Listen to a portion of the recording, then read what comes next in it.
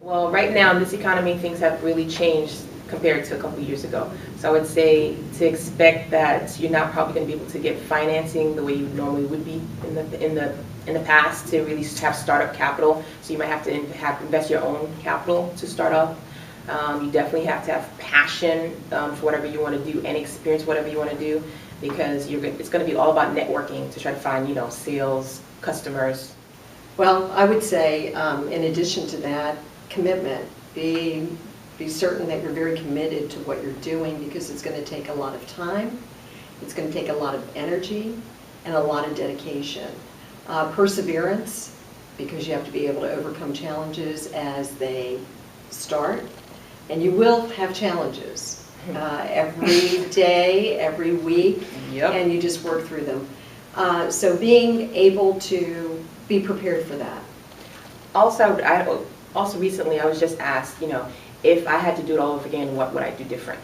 I would definitely say you want to have possibly another person that you know very well that has the same passion as you do, so that you have the support to have someone to go back and forth to say, hey, what kind of direction do you want to go? Do you want to kind of, change, be more innovative, or go a different direction? So really having another partner who has the same passion as you do to be involved. I think that's a good point, because I thought that a lot. I think it would be easier to have somebody there to bounce ideas Yes. off of. Certainly for the coverage as well, because especially when you're starting your company, it's all about you. Yeah. It's all about you doing it. And if you're alone, if you're a sole proprietor and the only owner, so to speak, then you're going to be involved much more. Because the thing is that you can't, as you add more people, you still have to be involved. You still have to put some oversight. You still have to make sure that they're going in the direction you want. I've just learned from lessons learned for me is that, I brought on some folks and they were great people, but at times they were going in a different direction than I truly was envisioning. So I realized that you need to have, weekly meetings or brainstorming sessions twice a week or once a week to just make sure that everyone clearly understands the direction that you're wanting to go. And plus you want their feedback as well, because maybe, they might say, hey, why don't we try something different? But you definitely want to make sure that you're constantly communicating with people, especially in the very beginning when you're starting off. I think also focus. You have to have a clear focus, because it's so easy to Drink your own Kool-Aid. and maybe deviate off that path and come full circle and start all over again. So staying very focused is important. Yeah, that is a very good point, because I have to admit, I started losing sight of myself. You start kind of drinking your own Kool-Aid and you're realizing, I think I'm forgetting what I wanted to achieve and what direction I wanted to go. And it's good to always kind of every quarter reevaluate to make sure that you're not, losing sight of the end goal. I do a business plan every year. I always have from the very beginning, and then I measure against that, or at times I look at it to see how much it's changed in the course of doing business. I love doing the Small Business of the Year, because every year when I do that, I actually use that as a way to reevaluate my whole organization.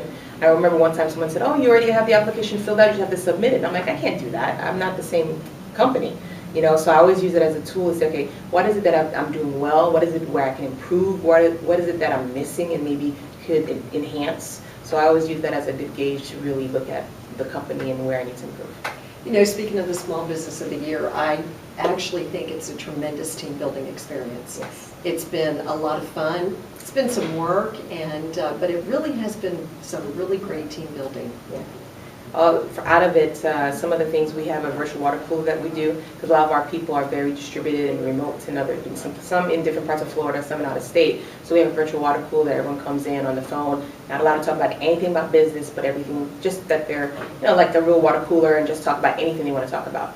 But one thing we realized that it wasn't enough, so now we do like a monthly happy hour. We do lunch and learn so that people can know about other divisions in the business, what other people are doing.